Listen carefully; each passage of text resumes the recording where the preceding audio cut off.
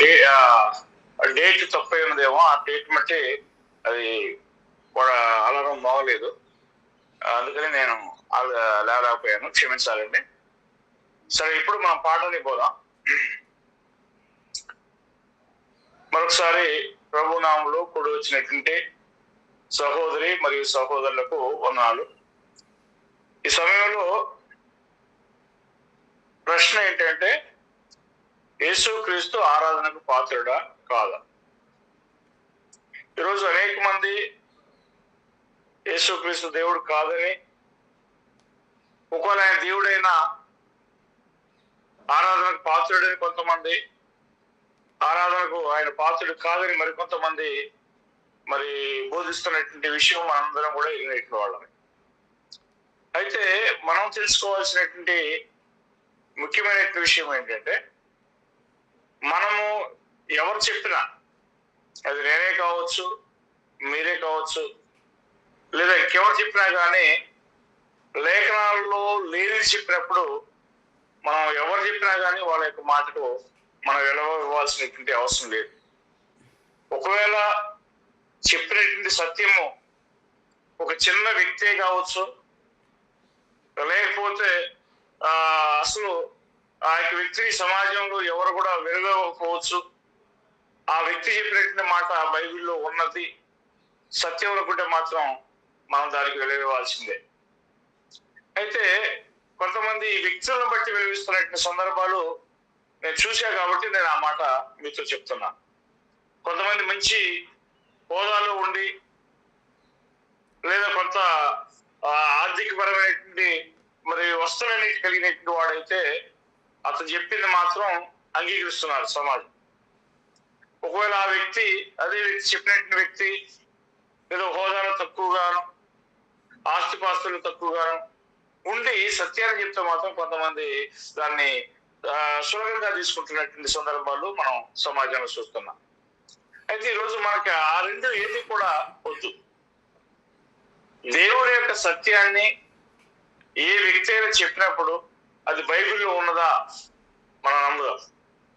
చెప్పినటువంటి వ్యక్తి ఆ చెప్పబడిన సత్యం బైబిల్ లేదా, మన గలతీయులకు రాసిన పత్రిక ప్రకారం పౌలు చెప్పినట్లుగా ఒకవేళ ఆయన పరలోకం నుంచి దిగి వచ్చినట్టు దేవదూత చెప్పినా కానీ మనం దాన్ని నమ్మాల్సినటువంటి అవసరం లేదు. ఒకవేళ ఆ యొక్క వ్యక్తి చెప్పినటువంటి సత్యం అయితే మాత్రం ఖచ్చితంగా మనం నమ్మి తీరుతాం. సరే, ఇక పాఠానికి వస్తే, మనం మార్క్స్ వార్త చదువుతూ మత్తయి సువార్తలోని అంశాలకు వచ్చినప్పుడు అక్కడ సాతానుతో యేసుక్రీస్తు మాట్లాడుతున్న సందర్భాన్ని ప్రస్తావించడం జరిగింది. సాతానుతో యేసుక్రీస్తు శోధించబడిన తర్వాత ఆ శోధనలో భాగంగా సాతానుడు ప్రభు దగ్గరకు వచ్చి ఏమంటాడంటే 9వ వచనంలో, నీవు నాకు సాగిలపడి నమస్కారం చేసినలా వీటన్నిటిని నీకు ఇచ్చదనని మత్తయి సువార్త 4వ అధ్యాయము 9వ వచనం. నీవు నాకు సాగిలపడి చేసిన ఎడల వీటన్నిటిని నీకు ఇచ్చదనని ఆయనతో చెప్పగా,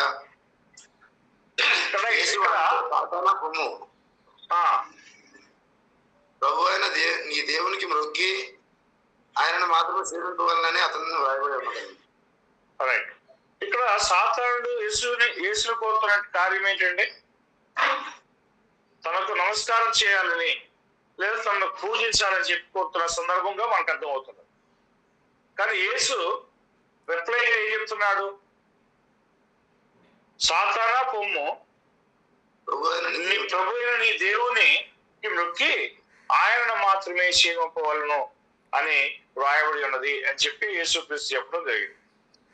యేసుక్రీస్తు యొక్క కొటేషన్ ఎక్కడి నుంచి తీసుకొచ్చాడు? ధర్మశాస్త్రంలో మరి ద్వితీయోపదేశకాండం 6వ అధ్యాయంలో ఉన్నటువంటి సందర్భాన్ని ఆయన ప్రస్తావించడం జరుగుతుంది. ఒకసారి రండి, ద్వితీయోపదేశకాండం 6వ అధ్యాయము 13వ వచనం.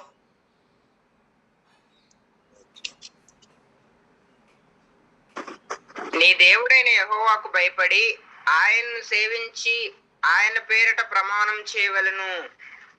రైట్. పాత నిబంధన కాలంలో ఇక్కడ మోషే ప్రేరేపణగా మాట్లాడుతూ ఏమంటున్నాడంటే, నీ దేవుడైన యెహోవాకు భయపడి ఆయనను సేవించడం నమస్కారం చేయటము, లేదా సాగిల పట్టము, లేదా పూజలు చేయటము అనేది అర్థం. అప్పుడు ఆయనను మాత్రమే ఆయన పేరిట ప్రమాణం చేయవలేదని అన్నాడు. అదే రెండవ వచనంగా ద్వితీయోపదేశకాండము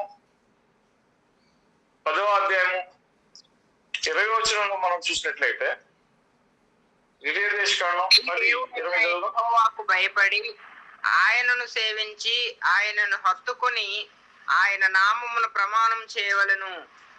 రైట్. వాళ్ళు ప్రమాణం చేసిన లేదా వాళ్ళు సేవించిన లేదా సాగిలపడి నమస్కారం చేసిన వారు ఎవరికి చేయాల్సిన అవసరం ఉందనేది బైబిల్లో మనం చూస్తున్న ఇంతవరకు ఈ వచనాల్లో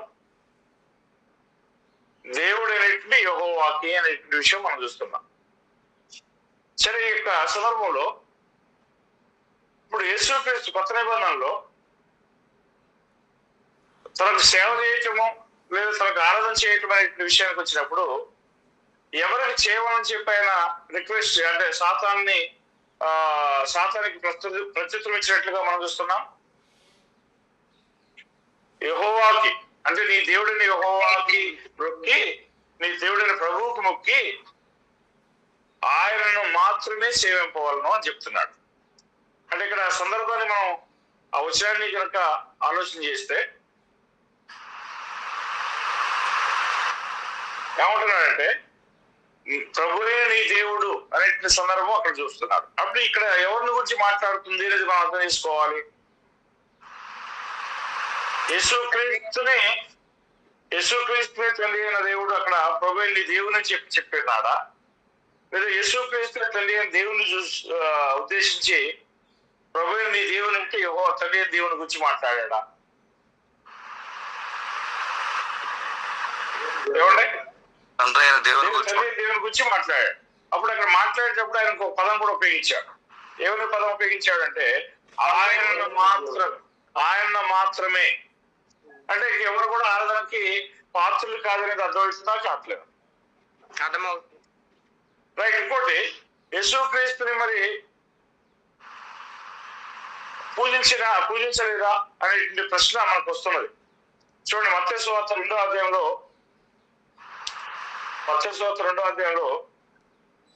ఎంతవరకు ఆయన పూజించారు అనేది మనం చూద్దాం.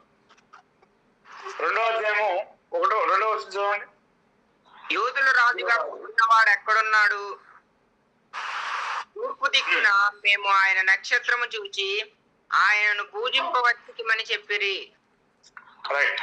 అప్పుడు యేసుక్రీస్తు జన్మించిన సందర్భంలో ఈ యొక్క వాక్య భాగాన్ని మనం చూస్తున్నాం. యూదుల రాజుగా పుట్టిన వాడు ఎక్కడున్నాడు? తూర్పు దినమున మేము ఆయన నక్షత్రం చూసి ఎందుకు వచ్చాము? ఆయనను పూజించుకు వచ్చి ఉన్నాము అని చెప్పి ఇక్కడ జ్ఞానులు మాట్లాడుతున్న సందర్భాన్ని మనం చూస్తున్నాం.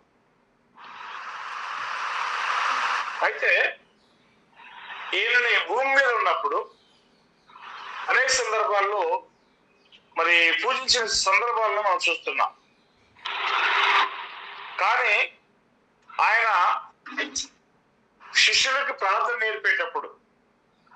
నేర్పటము కానీ, లేదా ప్రార్థించడం కానీ, లేదా పూజించడం కానీ ఎవరు చేయాలని యేసుక్రీస్తు ప్రస్తావించాడో మీరు చూడండి. మనం వస్తాం, ప్రతి వచనానికి వస్తాము. పాసిబిలిటీస్ ఉన్న ప్రతి వచనాన్ని చూసి దాన్ని ఆలోచన చేస్తాం. మత్తయి సువార్త 6వ అధ్యాయం 9వ వచనం చదువు.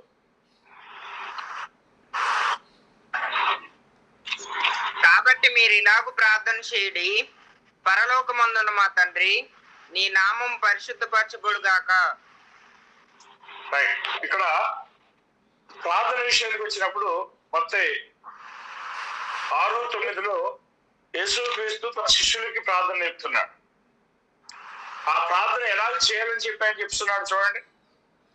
మీరు ఇలాగ ప్రార్థన చేయండి, పరలోకమందున్న మా తండ్రి. ఎవరికి ప్రార్థన చేయాలంట మనం? యేసుక్రీస్తుగా తండ్రికి చేయాలన్నాడు. నీ నామము పరిశుద్ధపరచబడును గాక అని మాట్లాడటం జరిగింది. అదే ఎఫెసీయులకు రాసిన పత్రిక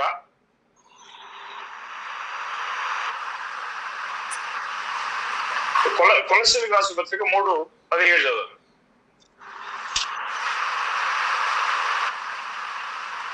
మరియు మాట చేత గాని క్రియ చేత గాని మీరేమి చేసినను ప్రభువైన యేసు ద్వారా తండ్రి అయిన దేవునికి కృతజ్ఞతాస్తుతులు చెల్లించు సమస్తమును ఆయన పేరట చేయి. ఇది సంఘం ఏర్పడిన తర్వాత సందర్భాన్ని మనకి పౌలు గారు మాట్లాడుతున్నారు, అంతే కదా. కొలస్సీ సంఘంలో పరిస్థితి అన్నమాట. కొలస్సీ సంఘంలో ఉన్నటువంటి వారు ఎవరికి ప్రార్థన చేయాలి, లేదా ఎవరికి విన్నపాలు తెలియజేయాలి, ఎవరికి మరి ఆరాధన చేయాలి అనే సందర్భాన్ని ఆలోచన చేస్తే ఇక్కడ మనం చూడొచ్చు. మీరు మాట చేత గాని వాళ్ళ క్రియ చేత గాని మీరేమి చేసినో ఎవరి ద్వారా చేయాలి? యేసు ద్వారా తండ్రి అయిన దేవుడికి చేయాలి. యేసుక్రీస్తు ఎందుకు మరి తన ద్వారా చేయాలని చెప్పంటున్నాడు? మీరు ఎందుకు తనకే చేయమని చెప్పట్లేదు అంటే, భూమి మీద ఉన్నంత వరకు ఈ శిష్యులు ఏదైనా కానీ యేసుక్రీస్తు అడగచ్చు. యేసుక్రీస్తు వారికి అది చేస్తారని చెప్పాడు. భూమి మీద నుంచి వెళ్ళిన తర్వాత వారు ఏది అడగాలన్నా కూడా, ఏది చేయాలన్నా కూడా ఎవరు చేయాలి? తండ్రికి చేయాలి. చూడండి ఎలాగో విషయాన్ని మనం చూసినట్లయితే, మొదటిగా ఎఫెసీ 5:19 కూడా ఒకసారి చదువుదాం. నరేష్ పైకి లేసి కూర్చో. ఎఫెసీ 5:19. నరేష్ ఎలా అనగా క్రియలు చేయవారు అది కాదండి, 5:19. ఎఫెసీ 5:19. కీర్తనలతోనూ సంగీతములతోనూ ఆత్మ సంబంధమైన పాటలతోనూ హెచ్చరించు మీ హృదయములలో ప్రభువును గూర్చి పాడుచు కీర్తించు మన ప్రభు పేరట సమస్తమును గూర్చి తండ్రి అయిన దేవునికి ఎల్లప్పుడూ కృతజ్ఞతాస్తుతులు చెల్లించు. ఇక్కడ మనము కీర్తనలు కావచ్చు, సంగీతాలు కావచ్చు, ఆత్మ సంబంధమైనటువంటి పాటలు కావచ్చు, వీటి చేత మనం ఏం చేయాలంటే ఒకరికొకరు హెచ్చరించవలసినటువంటి అవసరం ఉన్నది. రెండోది, వాటిని గూర్చి ప్రభువును గూర్చి పాడాల్సినటువంటి అవసరం ఉంది అన్నాడు 19వ వచనంలో. 20వ వచనంలో ఎవరికి మనం కృతజ్ఞతాస్తుతులు చెల్లించవలసినటువంటి అవసరం ఉందంటే, తండ్రి అయినా దేవునికి ఎల్లప్పుడూ కృతజ్ఞతాస్తుతులు చెల్లించండి అని అంటున్నాడు. అన్న తర్వాత ఇప్పుడు మరి యేసుక్రీస్తు ఒక స్టేట్మెంట్ చేయడం జరిగిందండి. యోహాను సువార్త 16వ అధ్యాయము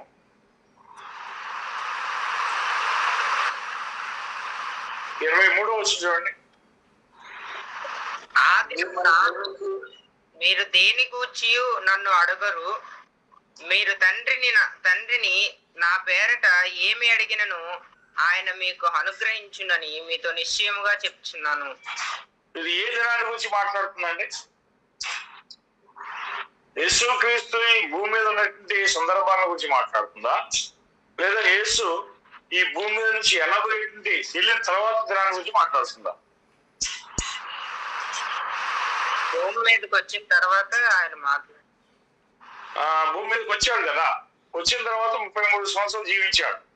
జీవించిన తర్వాత ఆయన మరలా పరలోకానికి వెళ్ళబోతున్నట్టుగా ఈ 16వ అధ్యాయం చెప్తున్నాడు. అందులో వచ్చింది అక్కడే కొంచెము కాలమని ఆయన చెప్పుచున్నదేమిటి? ఆయన చెప్పుచున్న సంగతి మనకు తెలియదని చెప్పుకొనిరి. అంటే ఏ సందర్భాన్ని మాట్లాడుతున్నాడు అంటే 16వ వచనంలో కొంచెం కాలం అయిన తర్వాత మీరిక నన్ను చూడరు, మరి కొంచెం కాలంలో నన్ను చూసేదరు. 2 స్టేట్మెంట్ ఉన్నాయి అక్కడ. ఏమున్నాయి?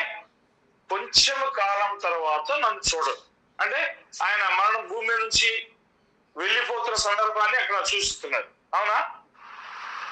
రెండోది, మళ్ళా కొద్ది కాలం తర్వాత అంటే చనిపోయి వాళ్ళు యేసుక్రీస్తు తిరిగి లేచి మళ్ళా పరలోకానికి పోయిన తర్వాత ఆయన మళ్ళా సంఘస్థులు కూడా లేదా తనతో మాట్లాడుతున్నటువంటి వాళ్ళు కూడా. వాళ్ళు చనిపోయి తీర్పు దినం తర్వాత ఏం జరగబోతుందట? యేసుక్రీస్తుని మనం చూస్తామా? ఇప్పుడు ఆయన సింహాసనాసీనుడై వచ్చి కూర్చోబోతున్నాడు కదా. ఆయన సింహాసనాసీనుడై వచ్చి కూర్చోబోయేటప్పుడు ఎంతమంది చూస్తారు? అందరూ చూస్తారు. అదే పాయింట్ మాట్లాడుతున్నాడు అక్కడ. కొంచెం కాలం అయిన తర్వాత నందికి వీళ్ళు చూడరు. ఆయన మరణించిన తర్వాత గురించి మాట్లాడుతున్నాడు. మళ్ళా కొంచెం కాలం అయిన తర్వాత మనం చూసేదరు అంటే ఎప్పుడు చూస్తాం మనం? శిష్యుడు కావచ్చు లేదా మనం కావచ్చు, ఎప్పుడు చూస్తాం? తీర్పు దినం తర్వాతనే కదా ఆయన చూసేది, అవునా కదా? అప్పుడు అలాంటప్పుడు కొంతమంది శిష్యులకి ఈ విషయం అర్థం కాదు. ఏమనుకుంటున్నారు వాళ్ళు? శిష్యుల్లో కొందరు కొంచెం కాలమైన తర్వాత నన్ను చూడరు, మరికొంచెం కాలంలో నన్ను చూసేదరు, నేను తండ్రి వద్దకు వెళుతున్నానని ఆయన మనతో చెప్తున్న మాట ఏంటంటే ఒకరు వాళ్ళకి అర్థం కాకుండా ఉన్నందువల్ల చెప్పుకున్నటువంటి సందర్భాన్ని మనం చూస్తున్నాం. మళ్ళా 18వ వచనంలో కొంచెం కాలమని ఆయన చెప్తున్నది ఏంటి అసలు మనకు అర్థం కావట్లేదే, ఏ సందర్భాన్ని ఆయన చెప్తున్నాడు అనేటువంటి ప్రశ్న వాళ్ళలో వచ్చింది. ఆయన చెప్తున్న సంగతి తమకు తెలియదని చెప్పేవారు చెప్పుకున్నారు. అప్పుడు 19వ వచనం చెప్తున్నాడు, వారు తను నగ కూడా చుండినని వేసి ఎరిగి కూడా వారితో ఇట్లేను, కొంచెం కాలం అయిన తర్వాత మీరు నన్ను చూడరు, మరి కొంచెం కాలంలో నన్ను చూసిరని నేను చెప్పిన మాటల గురించి మీరు ఒకరితో ఒకరు ఆలోచించుకుంటున్నారా అని ఆయనే క్లారిఫికేషన్ ఇస్తున్నారు. కొంచెం కాలం అయిన తర్వాత మీరు చూడరు, ఆ తర్వాత కొంచెం కాలం అయిన తర్వాత నన్ను చూస్తారని చెప్పి మాట్లాడుతున్నాడు. దానికి ఆయన ఏమీ ఉన్నది అనేటువంటి క్లారిఫికేషన్ ఇస్తూ చెప్తున్నాడు. 20వ వచనం చూడండి. 20వ వచనం, స్త్రీ ప్రసవించినప్పుడు బ్రదర్ అది కాదు 16, 20వ వచనం. 20. ఓకే. మీరు ఏడ్చి ప్రలాపింతురు గాని లోకము సంతోషించును, మీరు దుఃఖింతురు గాని మీ దుఃఖము సంతోషమగునని మీతో నిశ్చయముగా చెప్పుచున్నాను. ఈ సందర్భాలు మనకు అర్థమవుతున్నాయి. ఒకటి ఆయన భూ సంబంధమైన మరణము, రెండోది ఆయన ఆత్మీయంగా పునరుత్థానుడు కావడం. మరి ఒకసారేమో ప్రలాపిస్తారు అంటున్నాడు, రెండోదేమో వారు నిశ్చయంగా సంతోషిస్తారని చెప్పి 20వ వచనం చెప్పాడు. అది ఎలాగూ అంటే దాని కంపారిజన్ ప్రెజెంట్ చేయడం చదివినట్టు వచ్చిన మరొకసారి చదువుదాం. 21వ వచనం, స్త్రీ ప్రసవించినప్పుడు ఆమె గడి వచ్చును గనుక ఆమె వేదన పడును, అయితే శిశువు పుట్టగానే లోకమందు నరుడొకడు పుట్టినను సంతోషం చేత ఆమె ఆ వేదన మరి జ్ఞాపకం చేసుకున్నది. ఇది ఈ విషయం మనందరికీ తెలిసినటువంటి ఫిజికల్ ఒక ఎగ్జాంపుల్ ఇచ్చాడు. స్త్రీ ప్రసవ వేదన వచ్చినప్పుడు ఎంత అల్లాడిపోతుంది అనే విషయము అందరికి తెలుసు. అయితే ఎప్పుడైతే ఆ యొక్క శిశువు పుట్టాడనేటువంటి ఆ యొక్క సందర్భాన్ని వింటుందో ఆమె సంతోషం చేత దేని మర్చిపోతుంది? పడ్డటువంటి ఆ యొక్క వేదనని మర్చిపోతుంది అనే విషయాన్ని మీరు జ్ఞాపకం చేసుకోనండి అంటున్నాడు. అలాగే యేసుక్రీస్తు మరణించినప్పుడు శిష్యులకు వేదన ఉంది. తర్వాత ఆయన తిరిగి పునరుత్థానమైనప్పుడు తల్లిదండ్రులకు వెళ్ళే సందర్భంలో వారు ఆ వేదనని మర్చిపోయి సంతోషిస్తారు అనేటువంటి ఒక ఉదాహరణ యేసుక్రీస్తు చెప్పాడు. ఇప్పుడు మెయిన్ పాయింట్ మనం చూడాల్సింది 23వ వచనం అండి. చదవండి 23వ వచనం ఎవరైనా.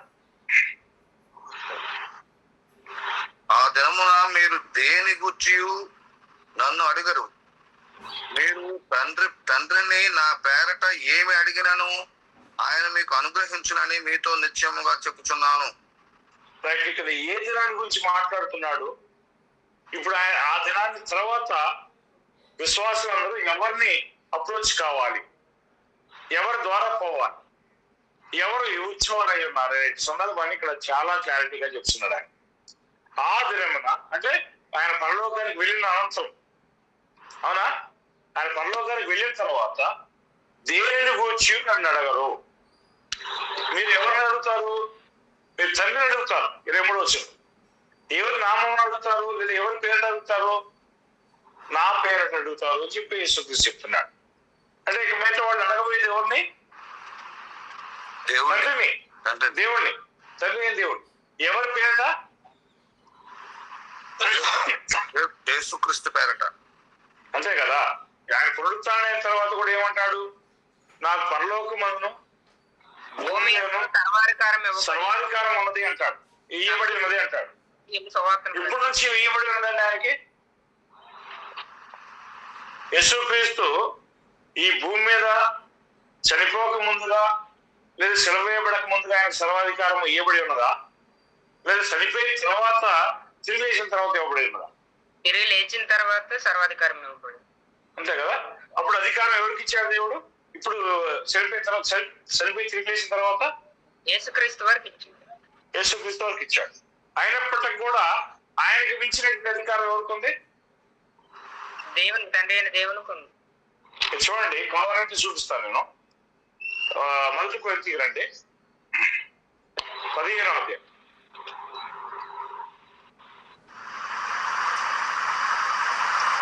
ఈ పునరుత్థానం తర్వాత మాట్లాడుతున్న సందర్భాలను చూస్తున్నాం మనం. 23వ వచనంలో పునరుత్థానంలో ప్రతి వాడు కూడా తన వరుసలోనే బ్రతికింపబడును. ప్రథమ ఫలము క్రీస్తు, తరువాత క్రీస్తు వచ్చినప్పుడు ఆయన వారు బ్రతికింపబడుదురు. చూసారండి. అంటే యేసుక్రీస్తు మొదట ఆది సంభూతి, అంటే మొదలు లేచినట్టు వాడు. అంటే యేసుక్రీస్తు కంటే ముందు లేబడినట్టు వారు ఎవరు లేరా? మనకు తెలుసు, పాత నిబంధనలో ఏలియా ఏలియా యొక్క టైం పీరియడ్ లో సారేపత్తులో ఉన్నట్టు ఒక విధరాలు కుమారుడు లేపుతాడు. ఆయన లేపుతాడు. అది 1వ రాజు 17వ అధ్యాయం. 2వ రాజు 4వ అధ్యాయంలో మరి సునేమి స్త్రీ కుమారుడు చనిపోతాడు కదా, అక్కడ ఎలీషా లేపుతాడా? లేపుతాడు. అవి రెండు మనం చూస్తున్నాం. తర్వాత కొత్త నిబంధనలోకి వచ్చిన తర్వాత మరి సునేమి సారీ ఆ యొక్క ఒక విధవరాలు నాయిన్ అనే ఒక ఊర్లో ఒక విధవరాలు తన ఒకే కుమారుడు చనిపోగా అతన్ని మరి పాతి పెట్టడానికి పాడ మీద తీసుకుని పోతున్నప్పుడు యేసుక్రీస్తు లేపుతాడా? కుర్రాడు లేపుతాడు లేవడా? తర్వాత యోహాను సువార్త 11వ అధ్యాయంలో మరి బేతనీ అనే గ్రామంలో లాజర్ని మృతుల నుంచి లేపుతాడా? అప్పుడు ఈ విధంగా అనేక మంది లేపడ్డారు యేసుక్రీస్తు ముందు. మరి లేపడను యేసుక్రీస్తు గురించి ఏమంటున్నాడు తండ్రి? మృతుల నుంచి లేచినటువంటి వారిలో ప్రథమ ఫలము లేదా ఆది సంభూతులు అనే సందర్భం ఉపయోగించబడింది. అంటే వారి యొక్క పునరుత్థానానికి యేసుక్రీస్తు యొక్క పునరుత్థానానికి ఏముంది? తేడా ఉంది. వారి యొక్క పునరుత్థానం అనేది భూసమానమైంది. వారు తిరిగి లేచారు, మళ్ళా చనిపోయారు. కానీ యేసుక్రీస్తు తిరిగి లేచాడు, మళ్ళా చనిపోయాడా? చనిపోలేదు. పరలోకానికి వెళ్ళాడు. అంటే వారి యొక్క పునరుత్థానానికి యేసుక్రీస్తు యొక్క పునరుత్థానానికి తేడా ఉందా లేదా? తేడా ఉంది. అప్పుడు ఇక్కడ ఆయన మరి ఈ విషయాన్ని మాట్లాడుతూ చెప్తున్నాడు. 24వ వచనం అంటాడు, అటు తర్వాత ఆయన సమస్తమైన ఆధిపత్యమును, సమస్తమైన అధికారమును, బలమును కొట్టివేసి తన తండ్రి అయిన దేవునికి రాజ్యాన్ని అప్పగించును. అప్పుడు అంతమొచ్చును. ఎంతవరకు యేసుక్రీస్తు ఈ యొక్క సర్వాధికారం కలిగి ఉంటాడండి? తీర్పు దినం వరకు కలిగి ఉంటాడు. వెరీ గుడ్, మంచి ఆన్సర్. తీర్పు దినం వరకు కూడా సర్వాధికారం ఎవరి చేతుల్లో ఉండాలి? యేసుక్రీస్తు చేతుల్లో ఉండాలి. అవునా? తర్వాత ఆయన శివుడు ఏం చేస్తాడు? ఆ యొక్క బలాన్ని కొట్టివేసి లేదా ఆ సమస్తమైన అధికారాన్ని కొట్టివేసి మన తండ్రి అయిన దేవునికి రాజ్యమును అప్పగించను. అవునా? ఆయనకి ఇవ్వబడినటువంటి సంఘము లేదా రాజ్యమును ఎవరికి అప్పగిస్తాడు? చివరిలో తండ్రి అయిన దేవునికి అప్పగిస్తాడు. అప్పుడు అర్థం వస్తుంది. ఎందుకంట 25వ వచనం చదవండి.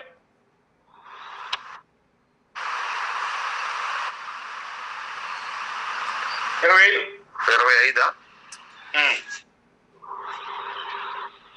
ఈ సంగతులు గూఢార్థంగా మీతో చెప్పి తిని.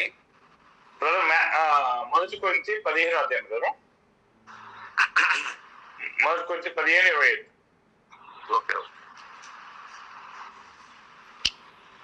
ఎందుకనగా తన శత్రువులందరినీ తన పాదముల క్రింద ఉంచు వరకు ఆయన రాజ్య పరిపాలన చేయుచుండవలెను.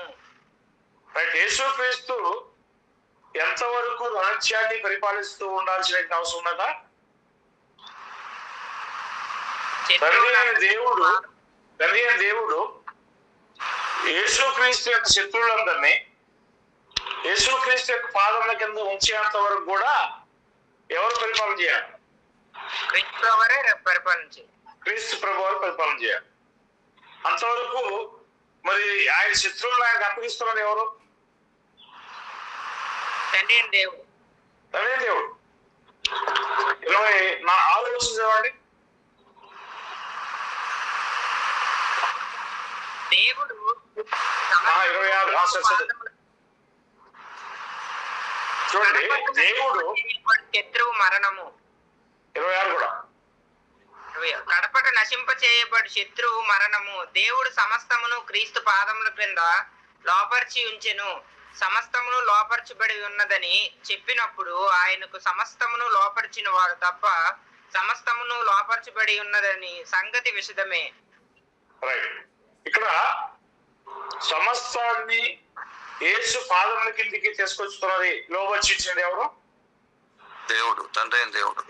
తండ్రి అయిన దేవుడు. అప్పుడు సమస్తమును లోపరచబడి ఉన్నదని చెప్పినప్పుడు ఆయనకు సమస్తం లోపరిచిన వాడు ఎవరు? తండ్రి అయిన దేవుడు. తండ్రి అయిన దేవుడు. అప్పుడు ఆయనకి లోబడకుండా ఉన్నది ఎవరు ఇంతవరకు? తండ్రి అయిన దేవుడే. తండ్రి అయిన దేవుడు. కనుక ఆ తండ్రి అయిన దేవుడు ఇంతవరకు లోబడలేదనే విషయము విషితమే మనకు. అయితే 28 వచ్చింది. మరియు సమస్తమును ఆయనకు లోపరచబడినప్పుడు దేవుడు సర్వములో సర్వమగు నిమిత్తము కుమారుడు తనకు సమస్తమును లోపరిచిన దేవునికి తానే లోబడెను. రైట్. అప్పుడు ఎవరు లోబడుతున్నారు అంతంలో? తండ్రి అయిన దేవునికి యేసుక్రీస్తు వారు లోబడతారు. అంటే అల్టిమేట్ అధికారం ఎవరికి ఇంతవరకు కూడా? తండ్రి అయిన దేవునికే. యుగాల్లోనూ తరాల్లోనూ అసలు అధికారం ఎవరిది? తండ్రి అయిన దేవుడిదే. మరి యేసుక్రీస్తు దేవుడే కదా, యేసుక్రీస్తుకి మన అధికారం లేదా అని కొన్ని వాదనలు ఉన్నాయి. మనకు సమయం దొరికినప్పుడు రేపు నేను దాని గురించి ఆయన దేవుడు ఎలాగూ మరి దేవుడు అయి ఉన్నప్పటికీ కూడా అసలు సర్వాధికారం అనేది ఎవరికి ఉన్నది, ఎవరికి ఇచ్చారు అనే విషయాలు మనం చదువుతాం. అయితే ఇక్కడ పాయింట్ ఏంటంటే ఈ యొక్క కొరింథీ పత్రికలో దేవుడు సమస్తానికి అధికారి కాబట్టి ఆయన యొక్క సారథ్యంలోనే యేసుక్రీస్తు కూడా కొనసాగుతున్నాడు అనే విషయం మనకి తేటగా అర్థమవుతున్నది. దీంట్లో మనకి అయోమయమైన పరిస్థితి ఉందా బ్రదర్స్? ఎవరైనా ప్రశ్న ఉంటే అడగొచ్చు. దీంట్లో మనకి అయోమయ పరిస్థితి ఉందా? అంత క్లియర్ గా ఉందా మనం చూసి? క్లియర్ గానే ఉంది. ఓకే. అయితే ఇప్పుడు ఎంతవరకు మనం చూసిన సందర్భాల్లో తండ్రి, తదుపరి క్రీస్తు, తదుపరి పరిశుద్ధాత్మ, ఈ యొక్క సీక్వెన్స్ మనం చూపిస్తున్నాడు. మీరు చూస్తే 1 కొరింథీ 11వ అధ్యాయంలో కూడా ఆయన ఆ విషయాన్ని చెప్తుంటాడు. 1 కొరింథీ 11వ అధ్యాయము 3వ వచనం చదువుదాం. ప్రతి పురుషునికి శిరస్సు క్రీస్తనియు, స్త్రీకి శిరస్సు పురుషుడనియు, క్రీస్తునకు శిరస్సు దేవుడనియు మీరు తెలుసుకొనవలనని కోరుచున్నాను. ఈ యొక్క వచనంలో చాలా పెద్ద భావాన్ని పెట్టాడు దేవుడు. అదేంటంటే అధికారానికి సీక్వెన్స్ అన్నమాట, వరుస, అధికార వరుస. ప్రతి పురుషునికి శిరస్సు ఎవరండి? క్రీస్తు. క్రీస్తు. క్రీస్తు. స్త్రీకి శిరస్సు ఎవరు? పురుషుడు. పురుషుడికి ఆ యొక్క క్రీస్తుకు శిరస్సు ఎవరు? దేవుడు, తండ్రి అయిన దేవుడు. అంటే ఎవరు ఎక్కువ ఎవరు తక్కువ ఇక్కడ? తండ్రి అయిన దేవుడు క్రీస్తు ప్రభు వారికి. ఇప్పుడు శిరస్సు అంటే అర్థమవుతుంది మనకి. శిరస్సు అంటే ఆ అధికారం, హెడ్ అన్నమాట. అది హెడ్ కదా. అప్పుడు క్రీస్తుకు శిరస్సు ఎవరట? దేవుడే. దేవుడే. అంటే ఏ సందర్భంలో చూసినా తండ్రి అయిన దేవుడే అక్కడ సర్వాధికారాన్ని కలిగి ఉన్నాడు అనే విషయాన్ని మనం చూస్తున్నాం. మరొక సందర్భంలో పౌలు మాట్లాడుతూ చెప్తుంటాడు. 1 కొరింథీ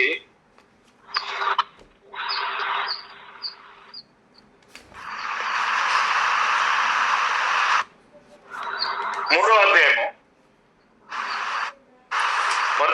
అధ్యాయము 22-23 చదవండి. మీరు పౌలు అయినను కేఫా అయినను లోకమైనను జీవమైనను మరణమైనను ప్రస్తుతమందున్నవైనను రాబోవి అయినను సమస్తమును మీవే. మీరు క్రీస్తు వారు, క్రీస్తు దేవుని వాడు. చూడండి, ఇక్కడ తేడా అర్థమవుతుందా? పౌలైనను అపోల్లో అయినను కేఫా అయినను లోకమైనను జీవమైనను మరణమైనను ప్రస్తుతమందున్నవైనను రాబోనువైనను సమస్తము మీవే. అంటే ఇక్కడ సంఘానికి చూపిస్తున్నాడు. మీరేమో ఎవరు వారు? క్రీస్తు వారు. ఎవరు వారు అంటే క్రీస్తు వారు. అంటే మనకు అధికారి ఎవరు ఇక్కడ? క్రీస్తు. అప్పుడు క్రీస్తుకి అధికారి ఎవరు? అంటే ఈ యొక్క సందర్భాలన్నింటిలో కూడా ఎక్కడ కూడా క్రీస్తు దేవునితో సమానుడు అని చెప్పలేదు. మీరు ఎక్కడ కూడా యేసుక్రీస్తు దేవునితో సమానమైనటువంటి ఆరాధనకు పాత్రుడు అని చెప్పలేదు. అంటే యేసుక్రీస్తు యుగుడైనా దేవుడైనా అంటే దేవుడైనా. యేసుక్రీస్తు ఆరాధనకి పాత్రుడైనా అంటే అంటే యుగుడైనట్టు వాళ్ళందరూ కూడా ఆరాధనకి పాత్రులైనట్టుగా ఎక్కడ మాకు బైబిల్ లేదు. యేసుక్రీస్తు ఆరాధనకి పాత్రుడు అని చెప్పే సందర్భం ఉపయోగిస్తే మరి ఇశ్రాయేల్ అందరూ కూడా ఆరాధన పాత్రుడే కావాలి, లేదా మరి పరిశుద్ధాత్మ ఆరాధన పాత్రుడే కావాలి, లేదా పౌలు కూడా ఆరాధన పాత్రుడే కావాలి. ఎందుకంటే వీళ్ళందరూ కూడా యోగ్యులే. అంటే ఇక్కడ మనం చూసే సందర్భం ఏంటంటే యేసుక్రీస్తుని కొంతవరకు జనులు పూజించారా లేదా అనే ప్రశ్న మనకున్నది. మనం చూస్తాం దాన్ని ప్రకటన గ్రంథంలోను తర్వాత మత్తయి నుంచి చివరి వరకు ఉన్నటువంటి వచనాల్లోనూ ఎవరెవరు యేసుని ఎప్పుడెప్పుడు ఆరాధన పూజించారు, తర్వాత ఎప్పటి నుంచి ఆయన పూజించవలసినటువంటి అవసరం లేదు, మరి అప్పటి నుంచి ఎవరిని పూజించాలి అనే విషయాలన్నీ మనకి దేవుడు చూపించాడు. ఆ వచనాలు నేను అంటే గ్యాదర్ రాసుకున్నాను. షీట్ నా ఆఫీస్ లో పడిపోయింది. ఇక్కడ డైరెక్ట్ వచ్చేసాను అనమాట. పరిగెత్తుకొని వచ్చేసి మొహం నడుపుకొని కూర్చున్నాను. ఆ వచనాలన్నీ అక్కడ రాసుకుని పెట్టుకున్నాను. అవన్నీ దేవుని చిత్తమైతే రేపు క్లాస్ లో మనం చూద్దాం. టైం అయిపోయిందా?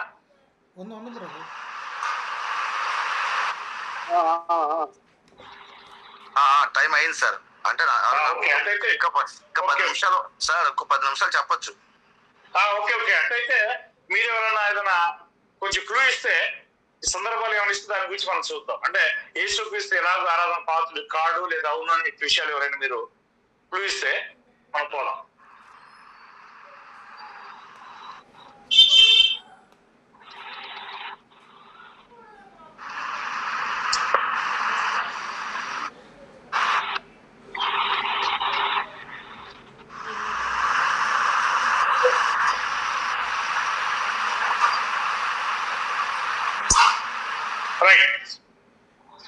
సో యేసుక్రీస్తు దైవికమైనటువంటి వాడే కదా, మరి ఆయన్ను ఆరాధించకూడదని మీరు చెప్తున్నారు కదా, ఎందుకు ఆరాధించకూడదని ఒకవేళ మీరు ప్రశ్న అడిగితే దానికి నా యొక్క సమాధానం, యేసుక్రీస్తు కూడా దేవుడే కదా, అవునా కదా? యేసుక్రీస్తు దేవుడే. ఇప్పుడు యేసుక్రీస్తు దేవుడైతే ఆయన మనం ఎందుకు ఆరాధించకూడదు అనేటువంటి ప్రశ్న మీకు రావచ్చు.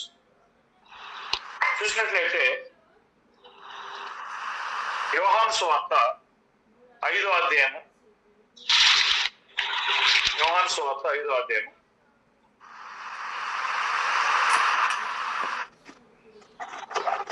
వచనం చదవండి.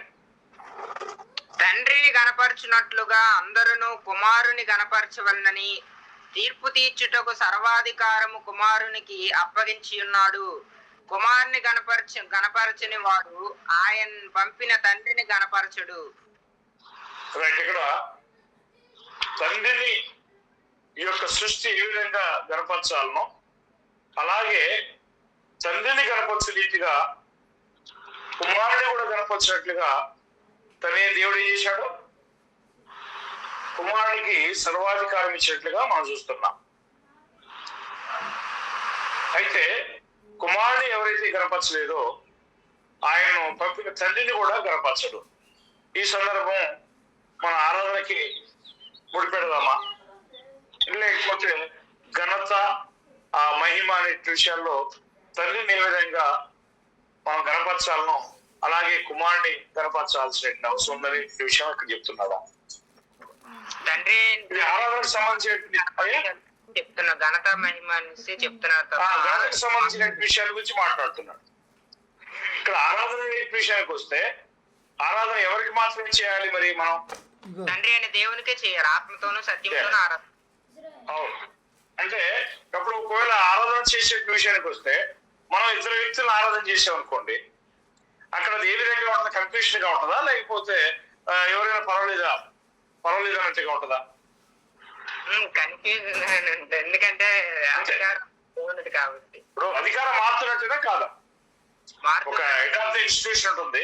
హెడ్ ఆఫ్ ద ఇన్స్టిట్యూషన్ అంటే ఎవరో ఒకళ్ళు ఆ యొక్క సర్వాధికారం కలిగిన వ్యక్తి ఉంటాడు. అదే సందర్భంలో ఆయన ఏం చేస్తారంటే వేరే సెకండరీ ఒక వ్యక్తికి అధికారాన్ని ఇస్తారు.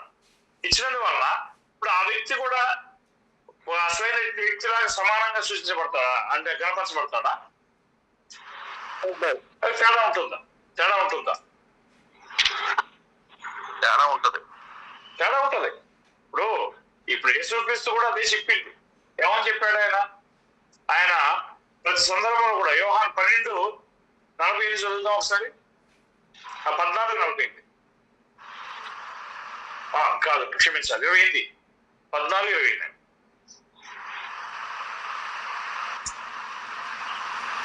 నేను వెళ్ళి మీ వద్దకు వచ్చేదనని మీతో చెప్పిన మాట మీరు వింటారు కదా. తండ్రి నాకంటే గొప్పవాడు కనుక మీరు నన్ను ప్రేమించిన ఎడల నేను తండ్రి వద్దకు వెళ్ళుచున్నానని మీరు సంతోషించురు. ఈ యొక్క వచనాలన్నీ మనం ప్రేమపూర్వకంగా అంగీకరించడానికి మనం ప్రయత్నం చేద్దామండి. యేసుక్రీస్తు ఏమంటున్నాడంటే, నేను వెళ్ళి మీ వద్దకు వచ్చిందని చెప్పిన మాట మీరు విన్నారు కదా. అది మ్యూట్ లో ఎందుకు పడుతుంది? నా తండ్రి నాకంటే గొప్పవాడు. అది కాదు, వాళ్ళు జనం కనపడేది. ఏమండి చెప్పండి నరేష్. ఏం లేదు మాట్లాడు. ఓకే. చెప్పండి. తండ్రి నాకంటే గొప్పవాడు అంటే ఎవరు స్టేట్మెంట్ చేస్తున్నారు దీన్ని? ఏసు చెప్తున్న మాట. ఎవరికంటే గొప్పవాడు? తండ్రి కంటే, కుమారుడి కంటే తండ్రి గొప్పవాడు అంటున్నాడు. అప్పుడు ఈ విధంగా మనం బైబిల్ అంతట్లో కూడా చూసుకుంటూ పోయినట్లయితే ఎవరికంటే గొప్పవారు అని అంటే యేసుక్రీస్తు కంటే తండ్రి గొప్పవాడు అనే సందర్భాన్ని మనం చూస్తున్నాం. సోదరులారా, ఈ యొక్క విషయాన్ని మనం అర్థం చేసుకోవాలంటే దేవునితో సమానము అనే ఒక అంశాన్ని మనం చూడాలి. దేవునితో సమానము అంటే యేసుక్రీస్తు దేవునితో సమానుడా, లేదా అక్కడ అధికారంలో ఏమైనా తేడా ఉందా అనే విషయాన్ని మనం కనుక అర్థం చేసుకుంటే అసలు ఆరాధనకు పాత్రుడు ఎవరు అనేది మనకు అర్థమవుతుంది. ఇటువంటి ఈ లోకంలో అనేక మంది ఏమంటున్నారంటే యేసుక్రీస్తు, తండ్రి, పరిశుద్ధాత్మ ముగ్గురు సమానులే అంటుంది కదా. ఎవరు నమ్ముతున్నామా? యేసుక్రీస్తు, తండ్రి, పరిశుద్ధాత్మ ముగ్గురు సమానులేనా? లేదు. ఏమైనా ముగ్గురు సమానులేనటువంటి వచ్చిన కనుక నీళ్ళు ఎవరి దగ్గర ఉంటే దయచేసి చూపించవచ్చు, నేను కూడా నమ్ముతాను. లేనట్లయితే సార్ 14:8 అది రెఫరెన్స్ ఏంటి సార్? ఏంటది? అది తప్పు చెప్పాడు. 14 కాదు, 12. ఇప్పుడు చదివిందండి నరేష్మా. 14:28. అవునండి, యోహాను సువార్త 14 పోయిందండి. ఏది యోహాను సువార్త 14 పోయిందండి. 25, 28. Okay thank you sir. Okay అంటే ఇక్కడ ఫిలిప్పీలకు రాసిన పత్రిక 2వ అధ్యాయానికి మనం పోదాం.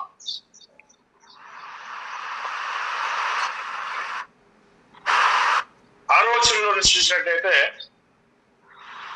6-9 చూడండి.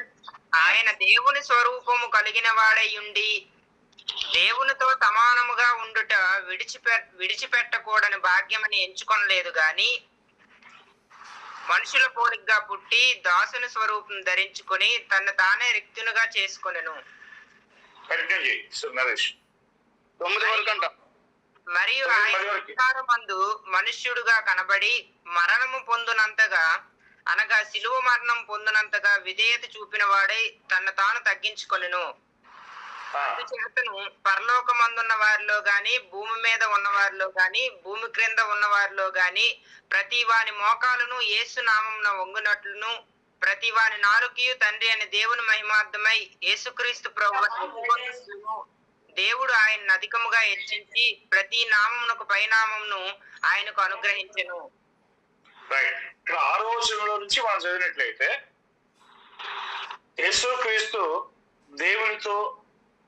దేవుని స్వరూపం కలిగిన వాడై ఉంది అంటే రూపముల గురించి మాట్లాడుతున్నాడా?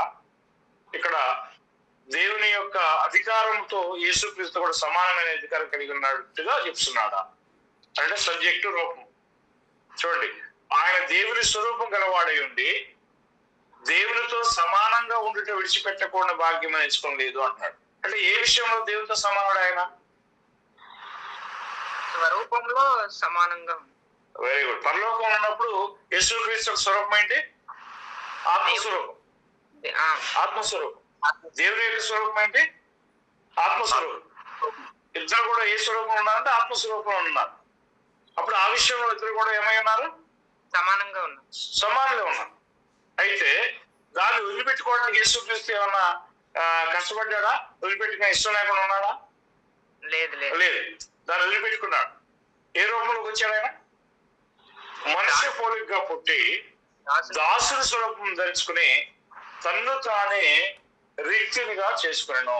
రిక్తుడు అంటే ఈ హెంప్టీడ్ హిమ్సెల్ఫ్ అన్నమాట. తను తాను ఖాళీ చేసుకున్నాడు ఆయన. మరియు ఆయన దేవుని యొక్క స్వరూపాన్ని వదిలిపెట్టి ఎవరి యొక్క స్వరూపంలోకి వచ్చాడు? మనుషుని యొక్క స్వరూపంలో వచ్చాడు. ఆయన ఎందుకు మనుషుని స్వరూపంలోకి వచ్చాడు? మనుషుల యొక్క బలహీనతలు, మనుషుల యొక్క పాపము, మనుషుల యొక్క ఆకలి, మనుషుల యొక్క శ్రమలు ఇవన్నీ తెలవాలంటే ఆయన ఏ స్వరూపంలో రావాల్సిన అవసరం ఉంది?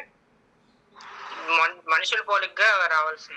హెబ్రీయులకు రాసిన పత్రిక 2:17 చెప్తాడు, ఆయన ఎంత మాత్రము దేవదూతల స్వరూపాన్ని ధరించుకున్నాక అబ్రహాము సంతాన స్వరూపాన్ని ధరించుకున్నాడు అంటాడు. అంటే మనుషుల స్వరూపం. ఎందుకు రాదు అంటే మనుషుడు ఏ విధంగా శ్రమ పడుతున్నాడు, మనుషుని యొక్క మరి బలహీనతలు ఏంటి అనే విషయాలు ఆయనకు తెలవాలంటే ఏం చేయాలా? ఆయన రక్త మాంసాలు రావాల్సి వచ్చింది హెబ్రీయులకు రాసిన పత్రిక 2:14. అవునా? ఇప్పుడు అలా వచ్చిన తర్వాత మరి ఆయన శిలువ మరణం పొందినంతగా విధేయత చూపిన వాడై తన్ను తాను తగ్గించుకున్నాను. అందుచేత పరలోకమందు ఉన్న వారిలో గాని భూమి మీద ఉన్న వారిలో గాని భూమి కింద ఉన్న వాళ్ళు గాని ప్రతి వారి మోకాళ్ళు యేసు నామమున ఉన్నట్లు ప్రతి వారి నాలుకయు తండ్రి అయిన దేవుని మహిమార్థమై. చూడండి, అక్కడ ప్రతి వారి నాలుక దేవుని మహిమార్థమై యేసుక్రీస్తును ప్రభువు ఒప్పుకున్నట్లును దేవుడు ఆయనను అధికంగా హెచ్చించను. ఎవరు హెచ్చించారు? ఆయన్ని తండ్రి దేవుడు హెచ్చించాడు. అప్పుడు ఈ రోజు మనం చదివినటువంటి వచనాలన్నీ బ్రదర్స్, ఈరోజు మనం చదివినటువంటి వచనాలలో ఏదైనా ఎక్కడన్నా యేసుక్రీస్తు తండ్రి అయిన దేవుడు ఒకే అధికారంలో ఉన్నట్టుగా గాని ఆయన కూడా అంటే యేసుక్రీస్తు కూడా ఆరాధనకు పాత్రుడైనటువంటి ఒక బీయింగ్ గాని ఒక వ్యక్తిగా గాని ఉన్నట్లుగా మనం చదివామా? లేదు. ఒకవేళ ఎవరైనా అలాంటి యేసుక్రీస్తు కూడా ఆరాధన పాత్రుడే కదా బ్రదర్ అని చెప్పి ఎవరైనా తీసుకురాగలిగితే రేపు మళ్ళా నేను క్లుప్తంగా దీన్ని చదవడానికి ప్రయత్నం చేద్దాము. ఎందుకు అంటే నేను యాక్చువల్లీ చెప్పా కదా, నా అలారం మోగలు ఒకటి, రెండోది నేను రాసుకున్న నోట్స్ అంతా ఆఫీస్ లో పడేసి ఇచ్చాను, పరిగెత్తుకుని వచ్చే టైం అయిందని. కాబట్టి ఆ వచ్చిన తీసుకుని బ్రదరు రోమిల కొరింథీయులకు రాసిన పత్రిక 9వ అధ్యాయము 5వ వచనం ఒకసారి చెప్పండి. Okay brother.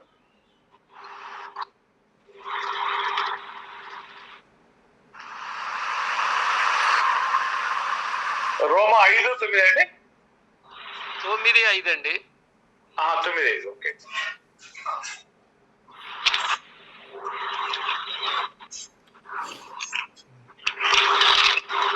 రైట్.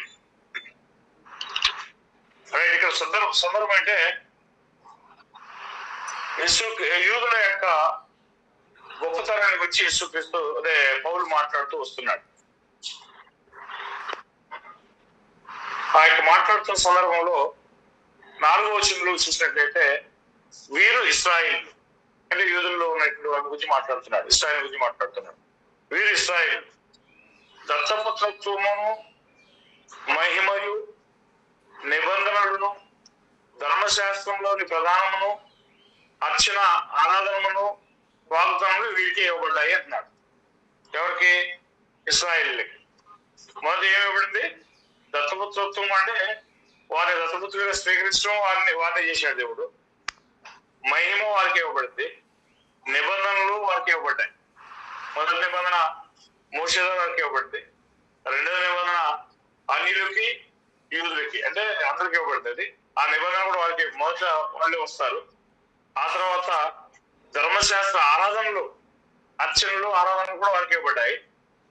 పితరులను కూడా వారే ఇశ్రాయేలు నుంచి వచ్చినటువంటి అంటే ఇశ్రాయేలులకు ముందుగానే ఉన్నటువంటి పితరులు ఎవరు? అబ్రహాము ఉన్నాడు, ఇస్సాకు ఉన్నాడు, యాకోబు ఉన్నాడు. ఆ తర్వాత మిగతా వచ్చినటువంటి వాళ్ళందరూ కూడా ఎవరు? ఈ ఇశ్రాయేలు అంటే అబ్రహాం సంతానమే కదా వాళ్ళంతా. పితరులు కూడా వాళ్ళే. అదే విధంగా శరీరం బట్టి క్రీస్తు వీరిలో పుట్టాడు అని అన్నాడు. ఎవరిలో పుట్టాడు? ఇశ్రాయేలు యూదయలో పుట్టాడు. యూదా జనాంగంలో పుట్టాడు. తర్వాత ఈయన సర్వాధికారి అయిన దేవుడై ఉండి, వెరీ గుడ్, మంచి పాయింట్ తీసుకొచ్చారు. ఈయన సర్వాధికారి అయిన దేవుడు అంటే తల్లి అయిన దేవుడి కంటే ఎక్కువైన దేవుడు అనే అర్థం ఇక్కడ మనకు చూపిస్తుందా? చూడండి మీరు అదే సాధారణంగా ఆలోచన చేద్దాం, తొందర ఏం లేదు. మనం రేపైతే నిదానంగా నెక్స్ట్ క్లాస్ అయితే కొంచెం స్లోగా నేను చెప్పడానికి ప్రయత్నం చేస్తాను. ఈయన సర్వాధికారి అయిన దేవుడై ఉన్నాడు అని చెప్పండి. నిరంతరము స్తోత్రార్హుడై ఉన్నాడు. వెరీ గుడ్, మంచి పాయింట్ అది. అంటే యేసుక్రీస్తుకి స్తోత్రమును చెల్లించ అర్హత ఉన్నదా లేదా అంటే ఇక్కడ ఈ సబ్జెక్ట్ ని బట్టి ఉన్నదనే విషయం మనకు అర్థమవుతుంది. కాదనబోట్లేదు, వచ్చిన ఎందుకంటే చెప్తున్నది కాబట్టి. కానీ ఈ ఒక్క వచనాన్ని పట్టుకొని ఆయన తల్లి అయిన దేవునితో సమానమైనటువంటి స్తోత్రార్హుడా అనే విషయాన్ని మనం ఇతర వచనాలు చూద్దాం. అంటే ఒక వచనంలో చూసుకొని ఆ వచనంలో ఉన్న దాన్ని బట్టి మాత్రమే మనం జడ్జిమెంట్కి రాకూడదు. మిగతా వచనాలు కూడా చూద్దాం. ఇప్పుడు ఈయన స్తోత్రార్హుడై ఉన్నాడా లేదా అంటే ఖచ్చితంగా ఈ వచనంలో మనం చూస్తున్నాం ఆయన ఉన్నాడు. ఎందుకంటే దేవుడు ఆయన గణపరిచాడు. ఆకాశం మందును భూమి మీద సర్వాధికారము యేసుక్రీస్తుకి ఇచ్చాడు. ఎంతవరకు ఆయనకి ఇవ్వబడింది ఒకసారి కొలస్సీలకు రాసిన పత్రిక చదువుదాం. కొలస్సీ 1వ అధ్యాయము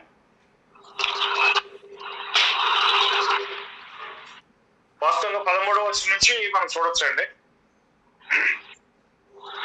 ఆయన మనం అంధకార సంబంధమైన చదవడు. ఆయన మనల్ని అంధకార సంబంధమైన అధికారంలో నుండి విడుదల చేసి తాను ప్రేమించిన తన కుమారుని యొక్క రాజ్య నివాసులుగా చేసెను. ఆ కుమారుని యందు మనకు విమోచన అనగా పాప క్షమాపణ కలుగుచున్నది. ఆయన స్వరూపి అయి సర్వ సృష్టికి ఆది సంభూతుడై ఉన్నాడు. ఏలయనగా ఆకాశమందు భూమి అందున్నవి దృశ్యమైనవి గాని అదృశ్యమైనవి గాని అవి సింహాసనములైనను ప్రభుత్వములైనను ప్రధానులైనను అధికారములైనను సర్వమును ఆయన యందు సృజింపబడెను. సర్వమును ఆయన ద్వారాను ఆయన బట్టి సృజింపబడెను. ఆయన అన్నిటికంటే ముందుగా ఉన్నవాడు. ఆయనే సమస్తమునకు ఆధారభూతుడు. ఈ యొక్క వచనం బట్టి చూస్తే యేసుక్రీస్తు సమస్తమునకు ఆధారభూతుడు. ఉంది. ఆయన బట్టి ఆయన నందే సృజించబడ్డాయి చెప్పి మనం చూస్తున్నాం. ఏమేమిటి? ఒకటి భూమి మీద ఉన్నవి కానీ, రెండోది ఆకాశం ఉన్నవి కానీ, అవి దృశ్యమైనవి కానీ, సింహాసనంలో ఎన్నో, ప్రభుత్వంలో ఎన్నో, ప్రధానులు ఎన్నో, అధికారంలో ఎన్నో, సర్వమును ఆయన సృజించబడిన, సర్వమును ఆయన ద్వారాను ఆయన బట్టి సృజించబడిన అంటున్నాడు. అప్పుడు ఈ యొక్క అధికార విషయానికి వచ్చినప్పుడు తన దేవుడు యేసుక్రీస్తును సృష్టించాడు. ఎబ్రియలకు రాసిన పత్రిక 1వ అధ్యాయంలో మనం చూసినప్పుడు ఆ యొక్క దేవుడు సృష్టించింది ఎవరో ఒకసారి చూద్దాం. ఎబ్రి 1:2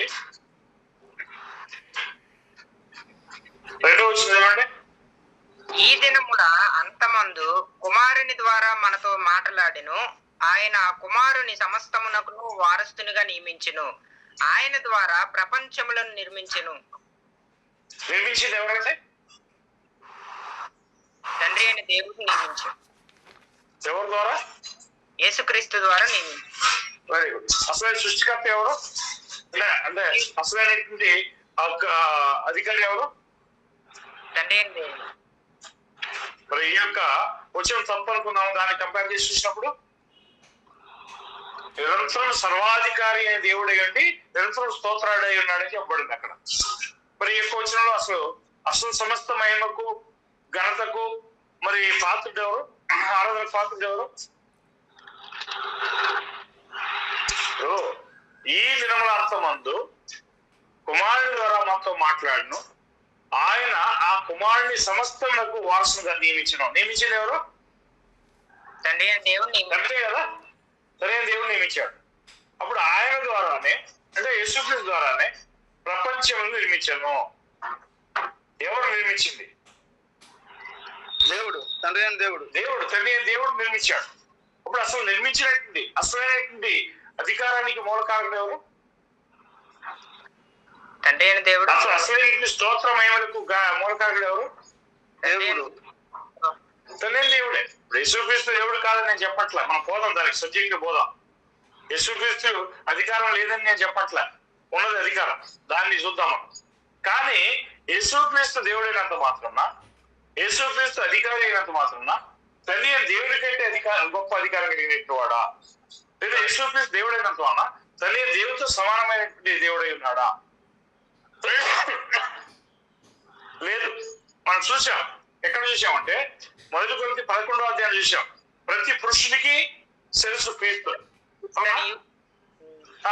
ప్రతి స్త్రీకి పురుషుడు శిరస్సు. క్రీస్తుకు శిరస్సు ఎవరు? దేవుడు. దేవుడు అని చెప్పి మనం చూసాం. అంటే అధికారం అక్కడ కనపడుతుంది. మరి ఈ వచనాన్ని పెట్టుకుని దాన్ని చూద్దాం. ఏ వచనాన్ని? ఈ 11వ అధ్యాయము 3వ వచనాన్ని పెట్టుకుని అక్కడ 9వ అధ్యాయము 5వ వచనం చూద్దాం. అప్పుడు ఎవరికి అధికారం ఉన్నారు అక్కడ? తండ్రి అయిన దేవుడు క్రీస్తు ప్రభు వారికి అధికారం ఇచ్చారు. అంతేనా? అంటే యేసుక్రీస్తుకి అధికారం లేదని నేను చెప్పట్లే, కానీ ఈ యొక్క సత్యం టైం వరకు ఆయనకి ఇచ్చాడు దేవుడు. ఆ తర్వాత అధికారం అంటే ఎవరిది? తండ్రి అయిన దేవుడే ముందు అధికారం. ఇప్పుడు మనం 1 కొరింథీ 15వ అధ్యాయం చూసాం కదండి. ఆ తర్వాత అంతం వచ్చినాం, కుమారుడు పోయి తండ్రికి లోబడడం అని చెప్పాడు. మరి సర్వాధికారి అయినటువంటి యేసుక్రీస్తు తండ్రికి లోబడుతున్నాడంటే తండ్రికి అంతకంటే గొప్ప అధికారం ఉన్నదా, లేకపోతే ఆయనతో సమానమైన అధికారం ఉన్నదా? లేదా అంతకంటే ఎక్కువైన అధికారం ఉందా, ఆయనకంటే తక్కువైన అధికారం ఉన్నదా? విషయాలను చూస్తే మీకు కొంచెం ఫస్ట్ టైం కాబట్టి మీకు కొంచెం కయమయంగా ఉంటుందని నేను అనుకుంటున్నాను. మనం ఇక్కడ మనకి ముందుగా తెలిసినటువంటి వచనాలని ఇప్పుడు మనం చదువుతున్న వచనాలని ఒకసారి కంపేర్ చేసి చూసుకుందామండి. అలా చూసుకున్నప్పుడు ఏమైనా తేడా వస్తే మనం నేర్చుకోవడానికి లేదా ప్రశ్నలు అడగడానికి ప్రయత్నం చేద్దాం. అది మాత్రమే కాకుండా మీకు ఏ ప్రశ్న ఉన్నా కూడా అడగండి, మనం ప్రయత్నం చేద్దాం. దానికి ఇప్పుడు మనం చదివే వచనాలకి మనం లింక్ చేసి చూద్దాము. ఒకవేళ తేడా ఏమైనా అనిపిస్తే మీరు నమ్మాల్సిన అవసరం లేదు. తేడాగా ఏమైనా ఉంటే మీరు నమ్మాల్సిన అవసరం లేదు. చెప్పినట్టు వచనాలు లేఖనాలు